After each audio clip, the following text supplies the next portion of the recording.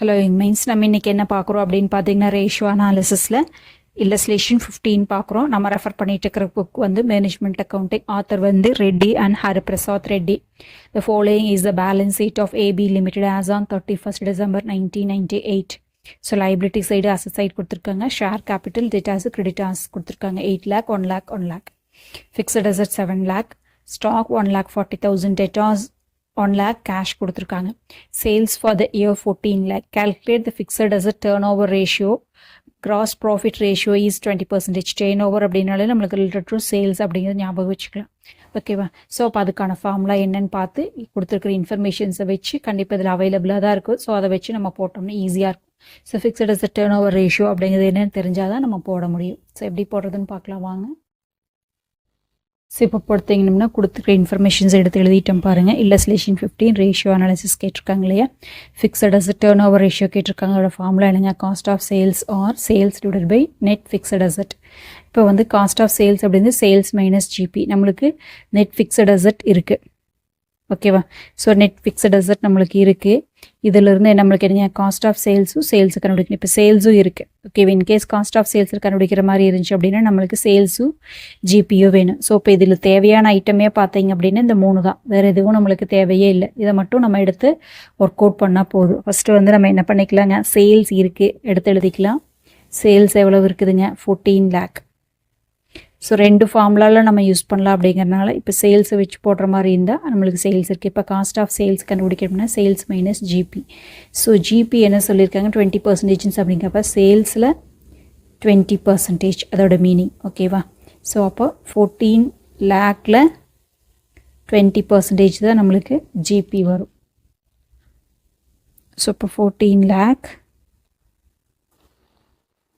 Into 20% என்ன வருதுங்க? 2,80,000 வருதா?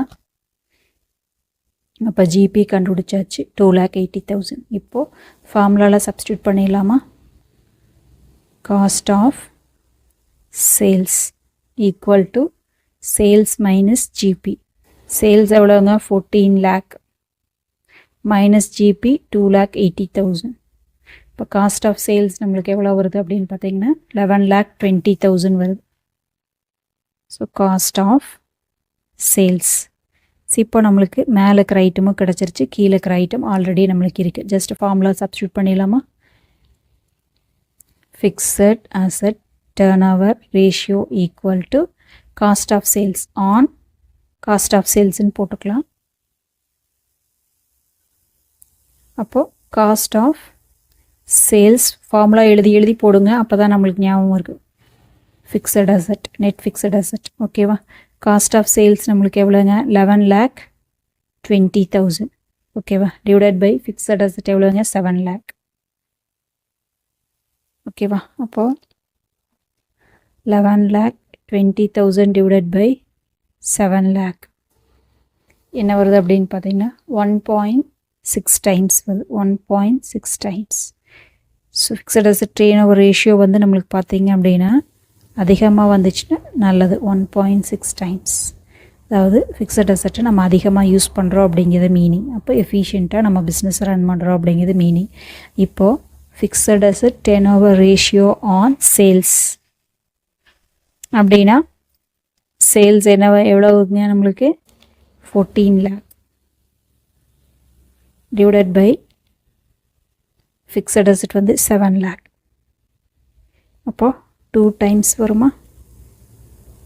இப்போ fixed asset turn over ratio 2 times. அவ்வளோதான். ஸோ ரொம்ப ஈஸி தான். அந்த கான்செப்டை அண்டர்ஸ்டாண்ட் பண்ணிட்டீங்கன்னா போதும். இது வந்து காஸ்ட் ஆஃப் சேல்ஸில் கண்டுபிடிச்சது. இது வந்து நம்மளுக்கு என்னங்க? சேல்ஸில் சம்டைம் வந்து ஸ்பெசிஃபிக்காக மென்ஷன் பண்ணி கொடுப்பாங்க. காஸ்ட் ஆஃப் சேல்ஸா அப்படிங்கிறது. இன்கேஸ் அப்படி மென்ஷன் பண்ணாங்கன்னா அப்படி போகணும். இல்லை அப்படின்னா அது 2ல் எது வேணாலும் போட்டுக்கலாம். ஸோ உங்களுக்கு இந்த வீடியோ பிடிச்சுன்னா லைக் பண்ணுங்கள், ஷேர் பண்ணுங்கள், சப்ஸ்கிரைப் பண்ணுங்கள். தேங்க்யூ ஃபார் வாட்சிங்.